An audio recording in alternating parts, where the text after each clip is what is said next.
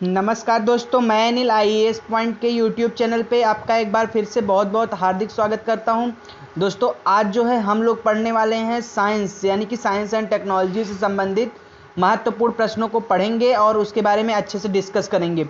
और प्रश्न जो हैं उसमें बहुत सारी चीज़ों के बारे में, करंट से रिलेटेड और भी महत्वपूर्ण पॉइंट के बारे में आपको बताया गया है कि जो आपको जो है आने वाली सभी एग्जामों के लिए मोस्ट इम्पॉर्टेंट होंगे। तो आप लोग जो है वीडियो को अंत तक देखना और वीडियो को अपने दोस्तों तक जरूर शेयर करना। तो आज का जो है हमारा पहला प्रश्न क्या है कि आज का जो हमारा पहला प्रश्न है दोस्तों, वो संबंधित है साइंस एंड टेक से संबंधित है। आज का हमारा जो है important question science and technology से संबंधित। चलिए तो आज के प्रश्न को हम लोग देख लेते हैं और अच्छे से समझ लेते हैं ना। तो आज का जो है हमारा प्रश्न क्या है, किससे संबंधित है कि जीव मतलब जैव प्रौद्योगिकी विज्ञान को लाल हरित लाल हरित, नील तथा श्वेत उपविभागों में वर्गीकृत किया जाता है। इन उपविभागों के कार्यों से के संदर्भ में निम्नलिखित कथनों पर विचार कीजिए। मतलब कि कहा गया है जैव प्रौद्योगिकी विज्ञान की को लाल हरित, नीली तथा श्वेत उपविभागों में वर्गीकृत किया जाता है। इन उपविभागों के जो है कार्यों के संदर्भ में निम्नलिखित कथनों पर जो है विचार कीजिए। तो हमारा क्या है, पहला कथन क्या है कि लाल जैव प्रौद्योगिकी के अंतर्गत जो है संपूर्ण अंग का विकास करने के लिए स्टेम सेल का प्रयोग किया जाता है। और दूसरा है श्वेत जैव प्रौद्योगिकी के अंतर्गत नए रसायनों तथा ईंधनों का उत्पादन किया जाता है। तीसरा है हमारा हरित जैव प्रौद्योगिकी के अंतर्गत जल जनित बीमारियों के से बचाव के लिए दवाइयों का उत्पादन किया जाता है। तो ये जो है हमारे दोस्तों चार जो है तीन कथन हैं। अब इनमें से जो है इनके मतलब कि जैव प्रौद्योगिकी लाल हरित और नीली हरित श्वेत उपविभागों के वर्गीकृत किया जाता है। इन उपविभागों के कार्यों के संदर्भ में कौन सा कथनों पर विचार करना है। तो यहाँ पे जो है हमारे दोस्तों सिर्फ कथन नंबर एक सही है। मतलब कि इसके अकॉर्डिंग जो है इसमें से हमारा ये 2 नंबर वाला गलत है और 3 नंबर वाला गलत है। सिर्फ कथन नंबर एक सही है। तो हमारा एक जो है कि कथन नंबर एक, सॉरी कुछ गलत हो रहा है यहाँ पे। हमारा जो है ना 1 और 3 कथन दिए हैं ना यहाँ पे हमारे, तो ये हमारा जो पॉइंट है ये भी सही है, क्योंकि श्वेत जैव प्रौद्योगिकी के अंतर्गत नए रसायनों तथा ईंधनों का उत्पादन किया जाता है। ठीक है, तो ये भी हमारा पॉइंट सही है और ये भी सही है। लाल जैव प्रौद्योगिकी के अंतर्गत जो है संपूर्ण अंग का विकास करने के लिए स्टेम सेल का प्रयोग किया जाता है। तो यहाँ पे जो है हमारे ये सही है, इसके अकॉर्डिंग जो है हमारे ये सही है ना। कथन नंबर 1 और 2 हमारे सही हैं। अब कैसे सही है ये हम लोग देख लेते हैं एक्सप्लेनेशन में कि कैसे हमारे जो है कथन नंबर 1 सही है। देखिए यहाँ पे दिया गया है लाल जैव प्रौद्योगिकी के अंतर्गत संपूर्ण अंग का विकास करने के लिए स्टेम सेल का प्रयोग किया जाता है। मतलब कि लाल जैव जो है प्रौद्योगिकी के अंतर्गत जो लाल जैव प्रौद्योगिकी की संपूर्ण अंग का विकास करने के लिए स्टेम सेल का प्रयोग किया जाता है, इसलिए जो है हमारे कथन एक सही है। और यहाँ पे दूसरा क्या पॉइंट है हमारा, श्वेत जैव प्रौद्योगिकी के अंतर्गत नए रसायनों तथा ईंधनों का उत्पादन किया जाता है। मतलब कि श्वेत जैव जो है प्रौद्योगिकी इसके अंतर्गत जो है नए रसायनों तथा ईंधनों का उत्पादन किया जाता है। तो इसलिए जो है हमारे कथन 2 भी सही हैं। और तीसरा पॉइंट हमारा क्या है, हरित जैव प्रौद्योगिकी के अंतर्गत कृषि संबंधित शोध किए जाते हैं, जैसे कि रोग प्रतिरोधक पौधे तथा दवाइयों की खोज का उत्पादन नीली जैव प्रौद्योगिकी के अंतर्गत जल जनित हानिकारक जीवाणुओं का फैलाव नियंत्रित करना आता है ना। तो ये जो है हमारे ये इस तरह के पॉइंट हैं। तो ये दोनों हमारे सही हैं और ये वाला गलत है। तो अगर हमारा जब तक फिर हमारा ये वाला ए पॉइंट सही होता, 1 और 2 हमारा पॉइंट जो कथन था वो सही है और सी नंबर वाला जो कि तीसरा पॉइंट जो था वहां पे वो गलत है। ठीक है, तो अब चलिए देखते हैं नेक्स्ट क्वेश्चन को। हम लोगों का नेक्स्ट क्वेश्चन क्या है, दूसरा क्वेश्चन हम लोगों का दूसरा क्वेश्चन है दोस्तों,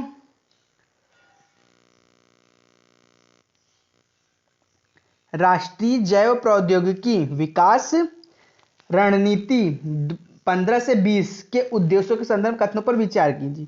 मतलब कि जो राष्ट्रीय जैव प्रौद्योगिकी विकास रणनीति है, इस पर विचार करना है ना। पहला क्या है, भारत को विश्व स्तरीय जैव विनिर्माण केंद्र स्थापित करना। दूसरा क्या है, नए जैव प्रौद्योगिकी उत्पादनों का जो है निर्माण, अनुसंधान एवं विकास, व्यवसायीकरण के लिए मजबूत बुनियादी ढांचा बनाना। और तीसरा है हमारा, भारत के मानव संसाधनों को वैज्ञानिक और तकनीकी रूप से सशक्त बनाना। तो इस प्रकार के जो हैं हमारे ये पॉइंट थे ना। तो यहाँ पे देखते हैं दोस्तों कि कौन सा जो है हमारा सही है और कौन सा गलत है, क्योंकि इसमें हमको जो है कथन भी दिए हुए हैं। तो यहाँ पे देखते हैं, तो सबसे पहले हमारा ये भी सही होता है, ये भी सही होता है और ये भी सही होता है। तो अब हमारे ये तीनों ही पॉइंट जो है हमारे यहाँ पे सही हैं। तो जब हमारे तीनों पॉइंट सही हैं तो मतलब 1, 2 और 3 तीनों कथन सही होंगे। देखते हैं किस ऑप्शन में हमारे 1, 2, 3 तीनों कथन है। ये देखिए डी नंबर वाले ऑप्शन में जो है हमारा तीनों कथन सही। यहाँ पे देखिए दिया हुआ है उत्तर डी, तो यहाँ पे जो है हमारे डी वाला ऑप्शन सही है ना। चलिए अब देखते हैं जो है इससे एक्सप्लेनेशन को देख लेते हैं। इसका एक्सप्लेनेशन थोड़ा इंपॉर्टेंट है। और राष्ट्रीय जैव प्रौद्योगिकी विकास, आप लोग वीडियो को पॉज करके जो है इस पॉइंट को लिख सकते हैं। रणनीति 2015-20 की रणनीति का ये पॉइंट आप लोग सभी लोग जो है वीडियो को पॉज करके लिख लीजिएगा। मैं एक बार पढ़ के सुना देता हूँ। पहला पॉइंट क्या है, मानवता की भलाई के लिए जो है, यहाँ पे पहला पॉइंट है, देखिए मानवता की भलाई के लिए ज्ञान और साधनों का उपयोग करने का बढ़ावा देना। मानवता की भलाई के लिए आजकल जो कि रहा नहीं है, बहुत कम ही लोगों के अंदर मानवता रह गई है। नए जैव प्रौद्योगिकी उत्पादों के निर्माण के लिए महत्वपूर्ण निवेश के साथ साथ एक प्रमुख सुव्यवस्थित मिशन की शुरुआत करना ना।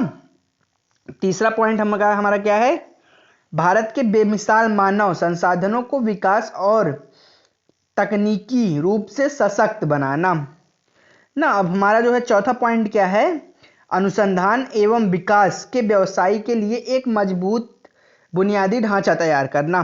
पांचवा क्या है हमारा, पांचवा पॉइंट, भारत को एक विश्व स्तर के जैव विनिर्माण केंद्र के रूप में स्थापित करना। और जो है चौथा है हमारा, छठवां हमारा है, एक कुशल कार्यबल का नेतृत्व स्थापित करना। सातवां पॉइंट क्या है हमारा, बढ़ती हुई जैव व्यवस्था के अनुरूप ज्ञान और वातावरण को सशक्त बनाना। नेक्स्ट पॉइंट हमारा है, बुनियादी विषयी अंतर विषय विज्ञानों और अनुसंधानों के अवसर को बढ़ावा देना। और नेक्स्ट पॉइंट फिर से हमारा क्या है, उपयोग के प्रोत्साहित खोज अनुसंधान का प्रोत्साहन देना। नेक्स्ट पॉइंट हमारा है, समग्र विकास के लिए जैव प्रौद्योगिकी उपकरणों पर ध्यान केंद्रित करना। नेक्स्ट पॉइंट हमारा है, नवाचार ट्रांसनेशन क्षमता और उद्यमशीलता को पोषित करना। नेक्स्ट पॉइंट हमारा है, एक पारदर्शी कुशल तथा विश्व स्तरीय रूप से सर्वश्रेष्ठ नियामक प्रणाली का संचालन रणनीति को सुनिश्चित करना।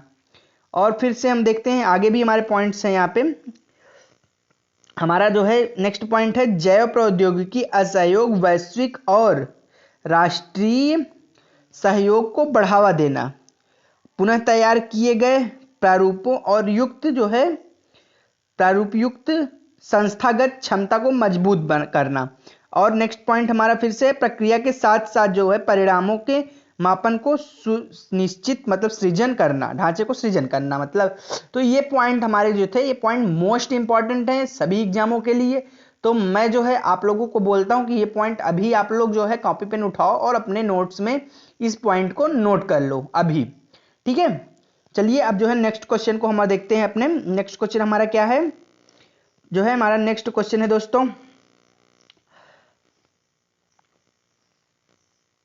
तीसरा क्वेश्चन हमारा है, निम्नलिखित युग्मों पर विचार कीजिए। पहला है, फाइटोफार्मा प्लांट मिशन, नष्ट हो चुके पौधे और विषय की जानकारी एकत्र करना।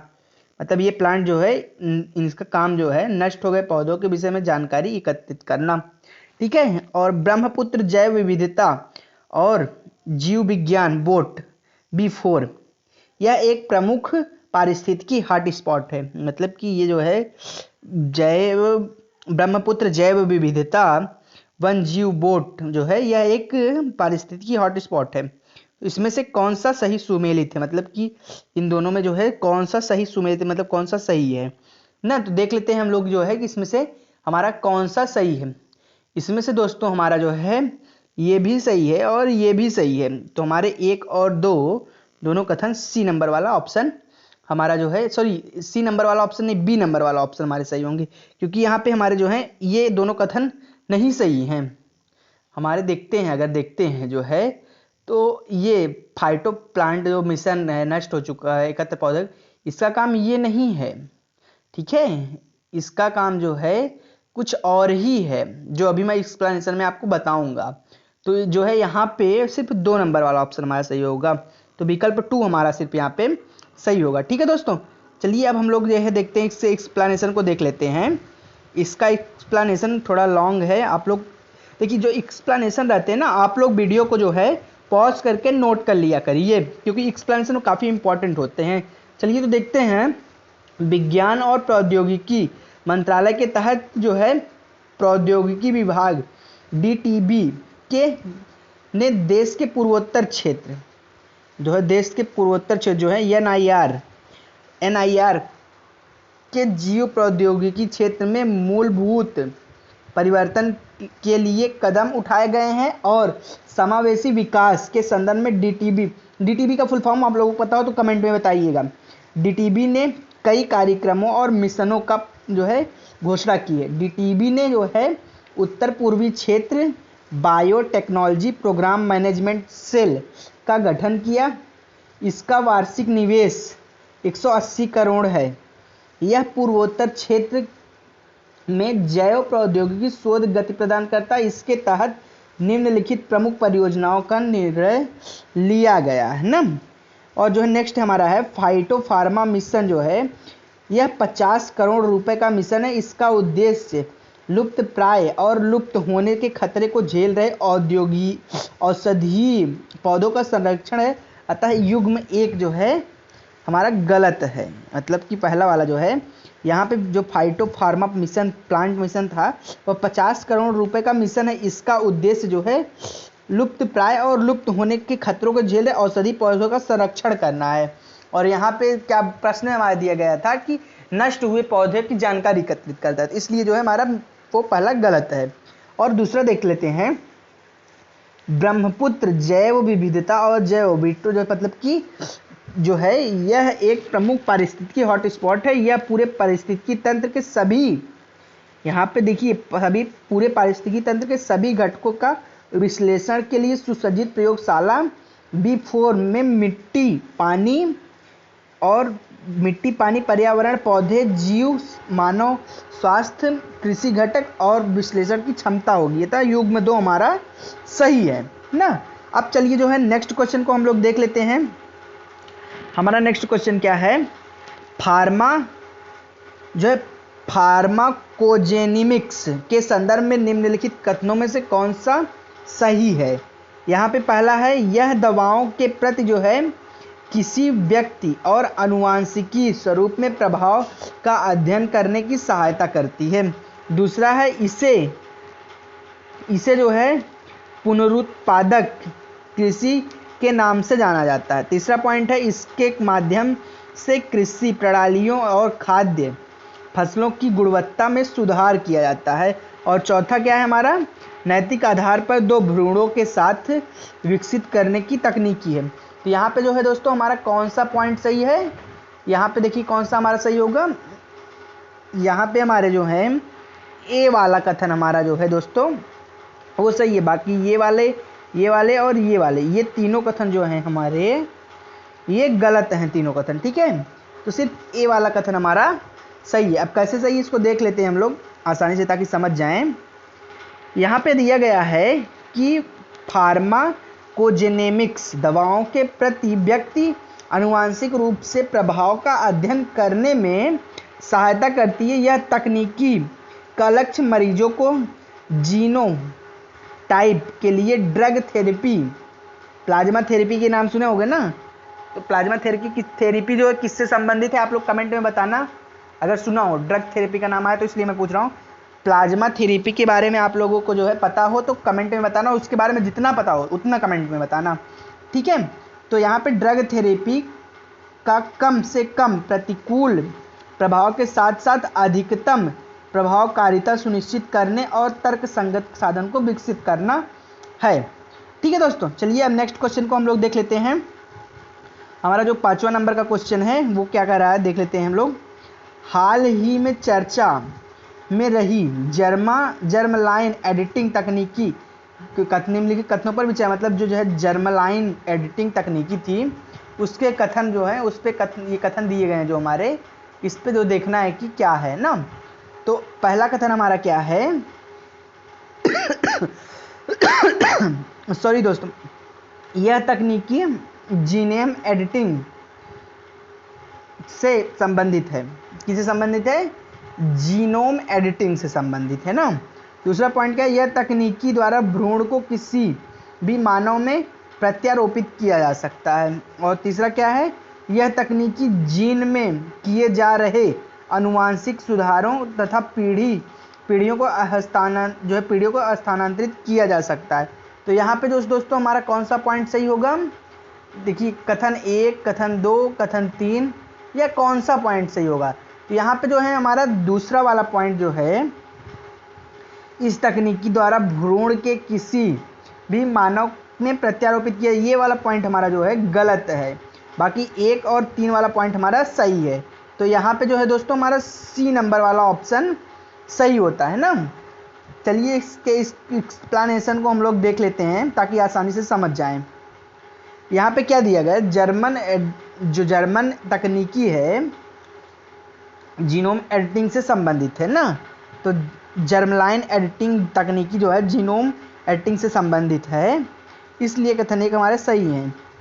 और जो है सामान्यतः इस तकनीकी द्वारा भ्रूण को किसी भी मानव में प्रत्यारोपित नहीं किया जा सकता, बल्कि इसके द्वारा भ्रूण लक्षित विशिष्ट आनुवांशिकी परिवर्तन का इस्तेमाल किया जाता है ना। तो इस वजह से हमारे जो हैं कथन 2 क्या हैं, गलत हैं।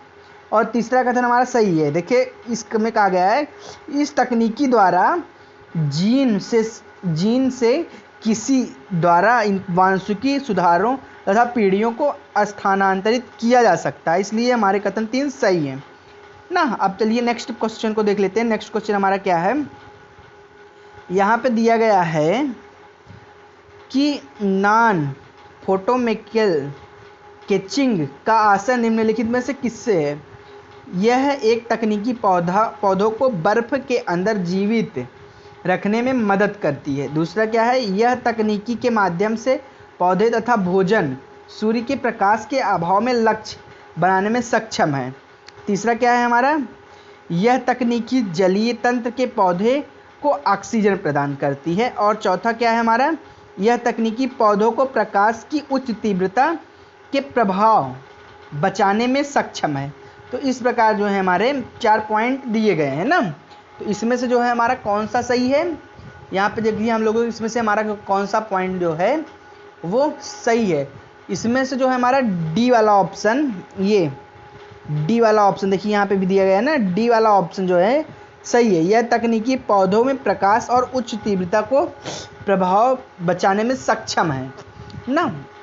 तो डी वाला जो है हमारा ऑप्शन सही है। चलिए इसके एक्सप्लेनेशन को देख लेते हैं हम लोग, इसकी व्याख्या को देख लेते हैं। यहाँ पे कहा गया है नॉन फोटोकेमिकल केचिंग, यह एक तकनीकी के अंतर्गत जो है पौधे और शैवाल में प्रकाश की उच्च तीव्रता के प्रतिकूल प्रभावों एवं स्वयं को बचाने के लिए स्वयं को सक्षम बनाता है। पौधे की जो है पत्तियाँ ज़रूरत से ज़्यादा सूर्य के प्रकाश को अवशोषित कर लेती हैं, तो ऐसे में पत्ती के अंदर हुए रासायनिक परिवर्तन के माध्यम से अतिरिक्त ऊर्जा को ऊष्मा के रूप में क्षय होने देती है। इसी प्रक्रिया को नॉन फोटो केमिकल कैचिंग कहा जाता है ना। ठीक है, तो यहाँ पे हमारे डी वाला ऑप्शन जो है दोस्तों सही है। चलिए अब नेक्स्ट क्वेश्चन को देख लेते हैं हम लोग। हमारा नेक्स्ट क्वेश्चन क्या है, इसमें क्या कहा गया है देखते हैं। कृषि प्रौद्योगिकी, क्या, कृषि प्रौद्योगिकी सूचना केंद्र मतलब एटिंग अथवा ATIC की स्थापना के उद्देश्यों में मतलब कि जो है कृषि प्रौद्योगिकी सूचना केंद्र जो है इसके संदर्भ में कथन दिए गए हैं। किसान और जो है प्रौद्योगिकी प्रसार में नवाचार की प्रक्रिया के रूप में विभिन्न हितकर को एकल खिड़की वितरण प्रणाली के माध्यम से उत्पाद सेवाओं सूचना प्रदान करती है। और दूसरा क्या है, संस्थागत प्रौद्योगिकी सलाह, यहाँ पे क्या कहा गया है, संस्थागत प्रौद्योगिकी सलाह प्रौद्योगिकी उत्पादों आदि तक किसानों की सीधी पहुंच सुनिश्चित कर प्रौद्योगिकी प्रसार को बढ़ाना। तीसरा है संस्थान के वैज्ञानिकों को उपयोगकर्ताओं के प्रतिक्रिया के लिए तंत्र विकसित करना। तो यहाँ पे जो है कौन सा कथन इसमें से जो है इसके अकॉर्डिंग सही होना है, कृषि प्रौद्योगिकी सूचना केंद्र के अकॉर्डिंग। तो यहाँ पे जो है दोस्तों डी वाला ऑप्शन, ये 1, 2 और 3 यहाँ पे जो है हमारे ये तीनों ऑप्शन सही हैं। तो हमारा डी वाला ऑप्शन जो है सही होगा। चलिए अब इसके व्याख्या को देख लेते हैं हम लोग। इसका व्याख्या क्या कर रहा है, यहाँ पे देखिए उपर्युक्त सभी कथन सही हैं। कैसे, राष्ट्रीय कृषि अनुसंधान प्रणाली किसानों के जो है लाभ के लिए अनेक कृषि प्रौद्योगिकी सृजन किया, लेकिन सूचना तक पहुंच की कमी के कारण किसान इस तकनीकी का उपयोग करने में सक्षम नहीं है। इसका इंफॉर्मेशन गैप कम से कम करने के लिए देश ने कृषि प्रौद्योगिकी सूचना केंद्र मतलब कि जो है ITIC की स्थापना की। किसकी की, ITIC की स्थापना की, एग्रीकल्चर टेक्नोलॉजी इंफॉर्मेशन सेंटर। इसका क्या फुल फॉर्म है, ITIC का फुल फॉर्म जो है एग्रीकल्चर टेक्नोलॉजी इंफॉर्मेशन सेंटर, इसका पूरा नाम है ना। स्थापना 1999 नई दिल्ली में की गई। कहाँ की गई, नई दिल्ली में की गई। एटिक जो है मतलब कि वही एग्रीकल्चर टेक्नोलॉजी इंफॉर्मेशन सेंटर, उसी को एटिक, कृषि सलाहकारी सेवा प्रदान करता है और किसानों के बीच सूचना निर्धारित निर्णय लेने की सुविधा प्रदान करता है। इसकी स्थापना का प्रमुख उद्देश्य जो है निम्नलिखित, मतलब जो कि नीचे मिलेंगे, अभी हम दिखाते हैं आपके इसके उद्देश्य जो है। पहला क्या है, किसानों को प्रौद्योगिकी प्रसार और नवाचार के लिए प्रक्रिया न जो है, किसानों को प्रौद्योगिकी नवाचार प्रक्रिया एक प्रक्रिया जो है इसकी प्रक्रिया के रूप में विभिन्न हितकरों को एकल खिड़की जो है वितरण प्रणाली के माध्यम से उत्पाद सेवाओं और सूचना प्रदान करना ना। तो ये है पहला। और इस दूसरा क्या है, इसका दूसरा है यहाँ पे संस्थागत प्रौद्योगिकी सलाह प्रौद्योगिकी उत्पादों आदि तक किसानों की सीधी पहुंच जो है, किसानों की सीधी पहुंच को सुनिश्चित कर प्रौद्योगिकी प्रसार को बढ़ाना। और तीसरा पॉइंट क्या है, संस्थागत वैज्ञानिकों उपयोगकर्ताओं के प्रतिक्रिया के लिए तंत्र विकसित करना। ठीक है, चलिए अब नेक्स्ट क्वेश्चन को देख लेते हैं हम लोग। तो हम लोगों का नेक्स्ट क्वेश्चन क्या है, मेघ बीजक के संदर्भ में निम्नलिखित कथनों पर विचार कीजिए। पहला कथन क्या है हमारे, यह बादलों में नमी की मात्रा को प्रभावित करने में एक युक्ति है। दूसरा क्या पॉइंट है हमारे, इसमें मानसून की अनियमित होने वाली समस्या को समाप्त किया जाता है। तीसरा पॉइंट क्या है, इसके लिए पोटेशियम क्लोरेट का प्रयोग किया जाता है ना। तो ये हमारे जो हैं 3 पॉइंट हैं। इसमें से जो देखते हैं कि दोस्तों कौन सा हमारा जो है कथन वो सही है। यहाँ पे देखिए हमारा पहला कथन जो है वो सही है, दूसरा कथन क्या है वो भी सही है, पर तीसरा कथन जो है हमारा गलत है। तो यहाँ पे ए नंबर वाला ऑप्शन सही होगा ना, 1 और 2। चलिए अब इसके एक्सप्लेनेशन को हम लोग देख लेते हैं। यहाँ पे बताया गया मेघ बीजक अथवा क्लाउड सीडिंग बादलों की नमी की मात्रा को प्रभावित करने में एक युक्ति है ना। इस युक्ति के माध्यम से कृत्रिम वर्षा कराई, मतलब कि जो है इस कृत्रिम जो है ये कृत्रिम है मेघ बीजक, क्या है, मेघ बीजक एक कृत्रिम है, मतलब कि जिसको कृत्रिम वर्षा का नाम सुना होगा आप लोगों ने, तो उसी कृत्रिम वर्षा कराई जाती है। अतः एक कथन सही, इसमें मानसून की अनियमितता से होने वाली समस्या को कृत्रिम वर्षा कराकर समाप्त किया। मतलब कहीं कहीं कभी कभी मानसून नहीं आ पाता, अनियमित मतलब वर्षा की ज़रूरत होती है और मानसून नहीं आ पाता, तो इसलिए जो है कृत्रिम वर्षा करा के जो है उसको वो किया जाता है ना। तो यहाँ पे जो है कृत्रिम वर्षा कराई जाती है इससे। यह कृषि प्रौद्योगिकी के में अति महत्वपूर्ण है, क्योंकि फसल उत्पादन के लिए वर्षा का होना महत्वपूर्ण घटकों में से एक है। मतलब कि वो तो सबको पता है कि जब तक बारिश नहीं होगी तब तक नहीं होगी। कथन तो हमारे जो है सही नहीं है। इसके लिए जो है सिल्वर आयोडाइड, पोटेशियम आयोडाइड या ठोस जो है कार्बन डाइऑक्साइड का प्रयोग किया जाता है। इस क्रिया में पोटेशियम क्लोरेट का कार्य नहीं होता था। कथन 3 हमारे गलत है। ठीक है, चलिए अब नेक्स्ट क्वेश्चन को देखते हैं हम लोग। नेक्स्ट क्वेश्चन हमारा क्या है कि एक्वापोनिक फॉर्म के संदर्भ में निम्नलिखित कथनों पर विचार कीजिए। पहला क्या है, यह मत्स्य पालन और मधुमक्खी पालन को समायोजित रूप है। दूसरा पॉइंट हमारा क्या है, यह तालाबों में पौधे उगाने का एक तकनीकी है ना।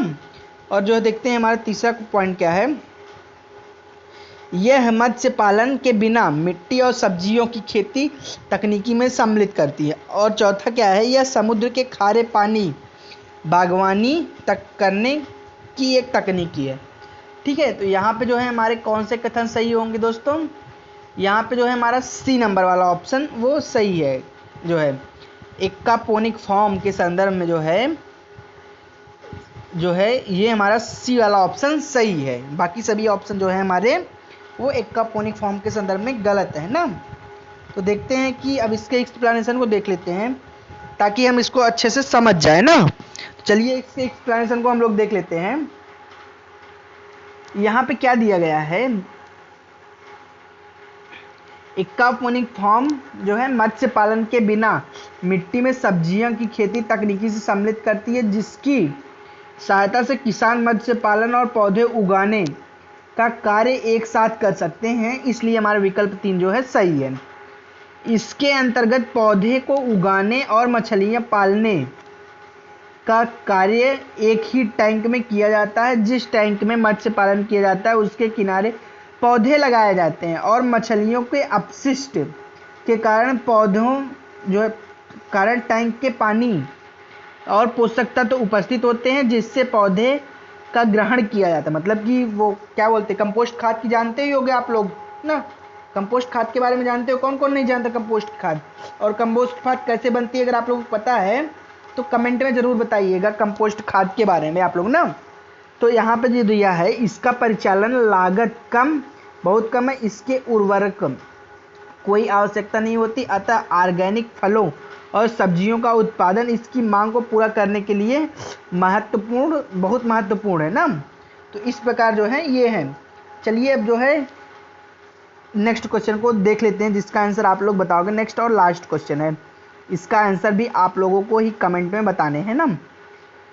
गोल्डन राइस जो है आप लोगों ने नाम सुना ही होगा गोल्डन राइस के बारे में।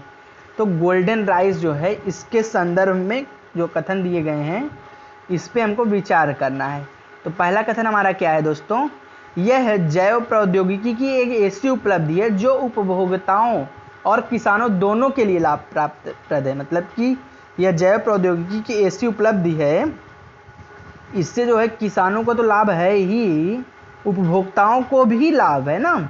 और नेक्स्ट पॉइंट क्या है, इसका पीलापन बीटा कैरोटिक को अधिक मात्रा में प्रदर्शित करता है।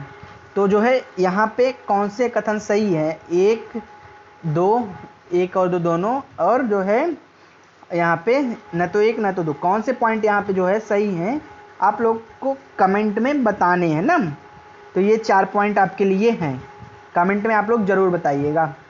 तो ओके दोस्तों, बस आज के लिए इतना ही। मिलते हैं आपसे नेक्स्ट वीडियो में, और वीडियो को लाइक कमेंट और शेयर ज़रूर करना। ओके दोस्तों, bye bye, good night, take care.